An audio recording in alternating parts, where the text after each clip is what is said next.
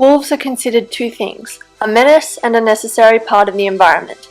This mostly depends on where you've grown up and your level of education on the subject. Some call them a menace because they are known for attacking livestock, whilst others say they are necessary as they control the rabbit and wild deer population in America and Canada. The grey wolf once roamed the entirety of North America and much of Canada.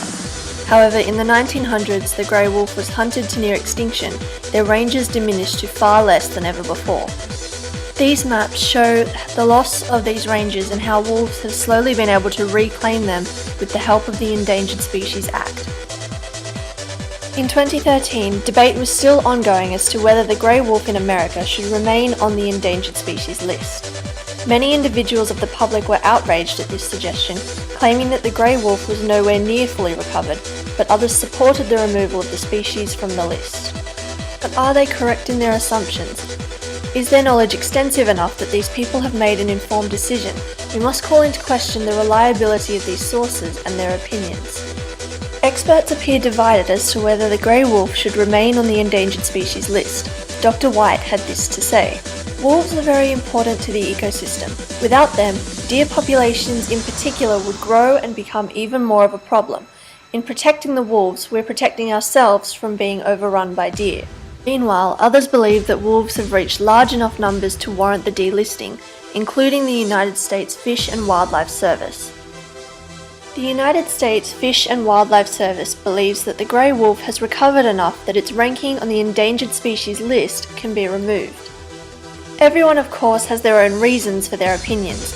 Numerous parties stand to gain from one outcome or the other. The removal of the grey wolf from the endangered species list would open up the species to be hunted once more. This would of course bring the government added revenue through the purchasing of hunting licenses. It would also, however, stimulate the American economy with the increased purchasing of hunting gear and traps, as well as create jobs and income for hunters in states where the hunting and trade of wolf pelts is legal. This potential of income could of course spark widespread hunting, similar to that of the early 1900s, which led to the initial endangerment of the species. In 2011, there were roughly 37,000 people across Montana and Idaho with wolf hunting permits, with an estimated population of between 4,000 and 5,000 wolves in North America. Despite the proposed bag limit of 1 wolf per person, this far exceeds any balanced mathematics. The bag limit refers to Minnesota's statewide bag limit of 1 wolf per hunter, with wolves captured or killed to be logged with the Department of Natural Resources by 10 p.m. on the day of capture. Other states have already moved to implement this measure.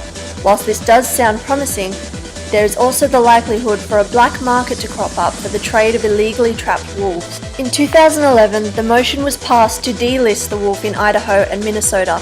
Now, in 2014, the debate is whether to delist the wolf in the lower 48 states, the proposition being met by heavy opposition from wolf enthusiasts and conservationists worldwide. In my opinion, the grey wolf could still benefit from further protection and recovery. It could also be worthwhile taking the time to educate the people of the importance of the grey wolf and how to keep everyone, including livestock, safe.